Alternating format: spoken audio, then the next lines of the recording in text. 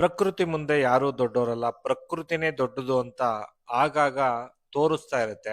ಆದ್ರೂ ನಮ್ಮ ಜನಗಳು ಎಷ್ಟೋ ಜನಕ್ಕೆ ಅಹಂಕಾರ ದುರಹಂಕಾರದಿಂದ ಮೆರೆದು ಬಿಟ್ರೆ ಬೇರೆ ಇನ್ನೇನು ಗೊತ್ತಿರಲ್ಲ. ನೋಡಿ, ಎಷ್ಟು ದೊಡ್ಡ ದೊಡ್ಡ ಕಾರ್ಗಳು ಎಷ್ಟು ಲಕ್ಷ ಕೊಟ್ಟು ತಗೊಂಡಿದ್ರು ಕೂಡ ಅದು ಮಣ್ಣಲ್ಲಿ ನೀರಲ್ಲಿ ಮಣ್ಣಾಗಿರುತ್ತೆ. ಅದಕ್ಕೋಸ್ಕರ ಯಾರು ಮೆರೆಯಕ್ ಹೋಗ್ಬೇಡಿ, ನಾನು ನಂದು ನನ್ನಿಂದನೇ ನಡೆಯುತ್ತೆ ಅಂತ.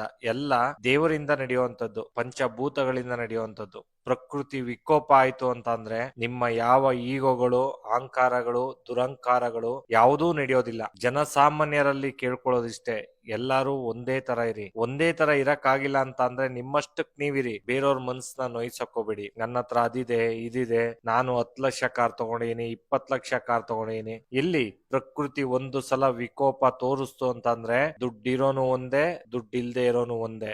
10 ಲಕ್ಷ ಅಲ್ಲ, ಕೋಟಿ ಕೊಟ್ಟು ಕಾರ್ ತಗೊಂಬಂದ್ರು ಅದು ಮಣ್ಣು ಪಾಲೆ. ಯಾರ ಹತ್ರ ಕಾರ್ ಇಲ್ಲ ಅವನು ಕೂಡ ಒಂದೇ. ಇಲ್ಲಿ ಮನುಷ್ಯತ್ವ ಮೆರಿಬೇಕೇ ಹೊರತು ಅಹಂಕಾರ ದುರಹಂಕಾರದಿಂದ ಅಂತ ಅಲ್ಲ.